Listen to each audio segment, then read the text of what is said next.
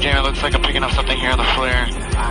10 days after apprehending the mothership, Seahawk pilot Jamie Powers and co-pilot Justin Davis are on a routine patrol when a small blip appears on their radar. It's looking like I got a small contact, about 330, about 15 miles. Should be just off the nose. We go and check everything out. Everything's worth a second look out here. Start to see if I can get it on FLIR. The Hilo's FLIR camera picks up an image of a small boat moving at high speed about 100 miles off the Somalian coastline. Definitely a skiff. Seeing 2 outboard motors. Looks like about 6 people on board. Maybe 7, I can't really tell yet. Skiff's about 20 feet long. Looks like yellow and black stripes. It's looks like a Tony the Tiger type skiff, doesn't it? It's a good nickname, Tony the Tiger. This thing definitely looked like a pirate right off the bat, no doubt.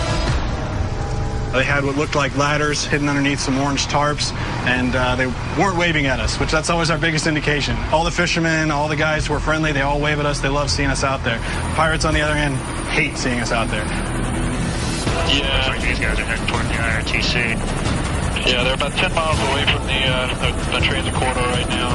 The IRTC is the internationally recommended transit corridor, a major shipping lane near Somalia that has become known as Pirate Alley. So for a skiff that size, that small, to be that far out and be that close to the transit corridor there, that's pretty suspicious in and of itself. That's ATO. Looks like we proceed towards the IRTC. They certainly look like pirates. We just made a low pass. Saw a couple of look like ladders covered up by some tarps. Based on what we're seeing, I'd recommend we interdict. They definitely fit the description of pirates.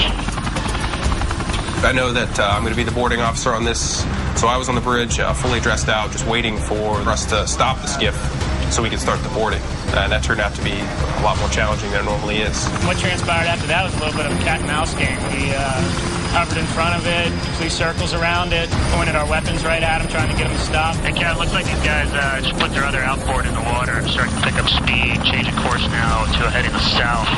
Yeah, it looks like they're making a run for the Somali coastline at this point. Moments later, the Gettysburg joins the pursuit with its siren blaring. Everybody in the world knows the sound of a police siren, and that's our first indication to get the vessel to stop. Let's go ahead and sound 6 short claps to the ship's whistle.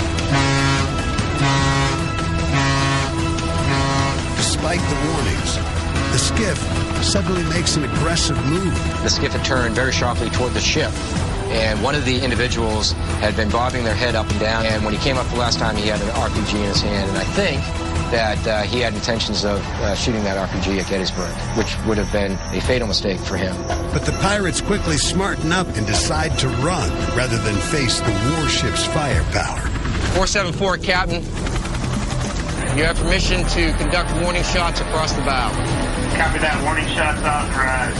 Hey, lawyer, we just got permission to put a couple across the bow there. Make sure we're all set. Make sure Betsy's ready to rock and roll. Lock and load.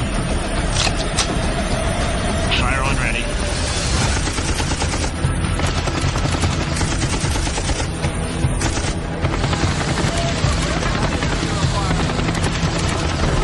Looks like they didn't stop on the first set of warning shots. Going around for a second pass.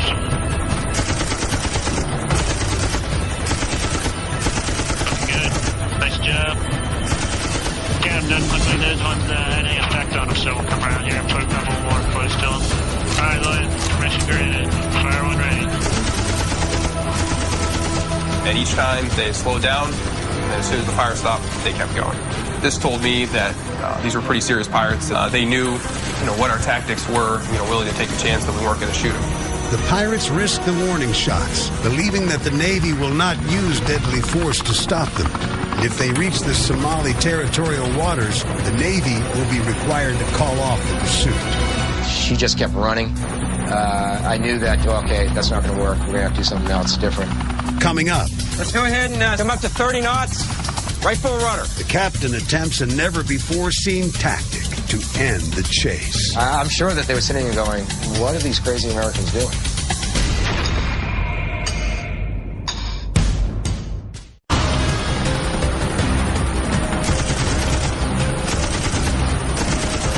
Under a hail of 50 caliber gunfire. A fast-moving skiff full of pirates is racing away from the USS Gettysburg in the Gulf of Aden. It's headed for the Somali coastline. Right now, we've just fired 3 sets of warning shots from Cutlass 474, 3 bursts each. The skiff is determined it's not even slowing down. They're running towards land. We need to stop them before they get to land, because once they're on the soil, we can't really do anything about it. We couldn't let that happen. Knowing the pirates can reach land within the hour, Captain Brown devises a plan on the spot, one that's never been tried before. Come up to 30 knots, right full rudder. Captain Brown's plan is to use the Gettysburg's superior speed and massive size to circle the skiff. This maneuver will create wakes up to 10 feet high, which would swamp the engines and stop the pirates dead in their tracks.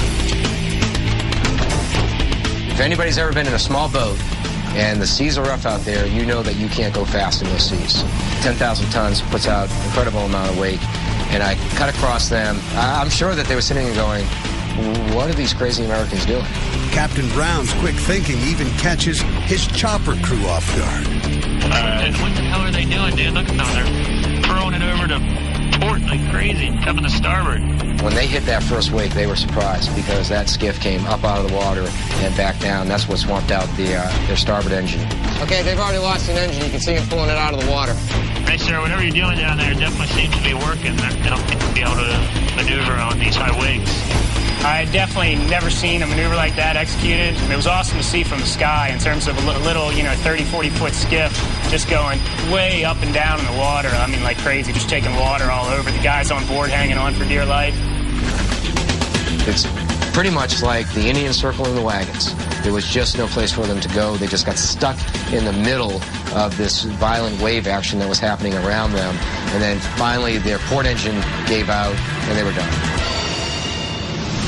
Cap, looks like they just threw a couple ladders overboard. Their second outboard is now out of the water. They are DIW. Say again, they are DIW. After a long wait, it's time for the counter-piracy teams to get into the action. The captain did see one weapon on board. He said pretty sure he saw a rocket-propelled grenade. So we have to assume these guys do have weapons, so be careful. The feeling is pretty tense. We're going to shoot at anybody who tries to mess with us, and these guys were just hauling ass, not stopping. If anything was going to happen, it's going to be this boat right here. As I approached the skiff, I was excited because it had been a pretty thrilling chase that we'd done, but at the same time, I was very wary. These pirates had been much more aggressive than any of the pirates we'd seen before. We knew they had weapons. We had seen one in the rib. That we had fired at them, and they still hadn't stopped. So we knew that they weren't scared of us. We're going out, and we're just like, listen, dude, have your thumb on the safety, get ready to switch it and go if anything happens. But with their engines stalled and the boarding team staring them down, the armed pirates simply give up. 1 9mm, 2 AK Max, just miscellaneous ammo. We arrested, it ended up being 7 individuals. We took their skiff alongside and we took everything off the skiff, and they had actually hidden weapons up in the fuel barrels. They had satellite cell phones, GPS. It was clear that these were professional Somali pirates who had successfully pirated merchant ships in the past.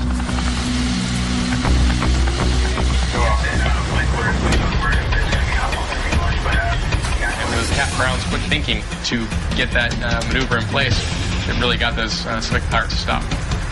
Without a doubt, it should be named after Captain Brown because he was the one that developed it right there. The Brown Cyclone, I don't know. That definitely fits his personality. I mean, he's definitely a bit of a maverick, but that's good, you know? It's good to have a captain out here that kind of likes to try new things and not always be by the book. Our favorite line for him is, "I'm Rich Brown, bitch." On the Gettysburg's last day in the Gulf of Aden, commanding officers lead a crew medal ceremony before turning the warship toward home. With unparalleled leadership and aggressive training, they led a wildly successful counter-piracy deployment in the Gulf of Aden and Horn of Africa.